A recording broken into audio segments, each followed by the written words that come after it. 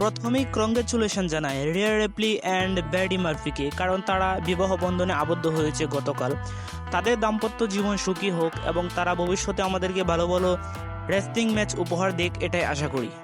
এবং আগামীকাল স্ম্যাকডাউনে হতে চলেছে 3টি মানি ইন দ্য ব্যাংকের কোয়ালিফাইং ম্যাচ। ওমেন্সদের মধ্যে একটি ট্রিপল থ্রেট ম্যাচ অনুষ্ঠিত হবে। সেই ম্যাচে আমি আশা করব জেড কার্গিল যেন জয়লাভ করে। তবে টিফিনি স্টেশনও বর্তমানে একজন ভালো মানের রেসলার, সেও এই ম্যাচে জয়লাভ করতে পারে।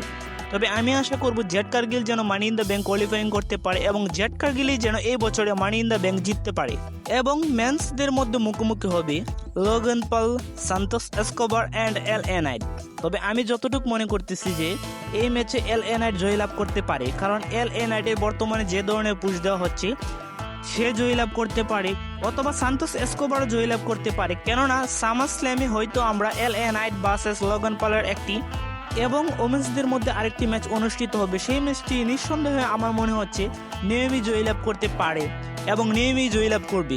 কিন্তু ক্যান্ডাস লেরিও কিছুটা হাইপ নিতে পারে, মানে সেও জয়লাভ করতে পারে। তবে আমার মনে হয় না ক্যান্ডাস লেরি এই ম্যাচে জয়লাভ করবে। আজকের ভিডিও এই পর্যন্তই। আমাদের চ্যানেলে নতুন হয়ে থাকলে অবশ্যই প্রতিটি ভিডিওতে লাইক, কমেন্ট এবং সাবস্ক্রাইব করে পাশে থাকবেন। ধন্যবাদ সবাইকে।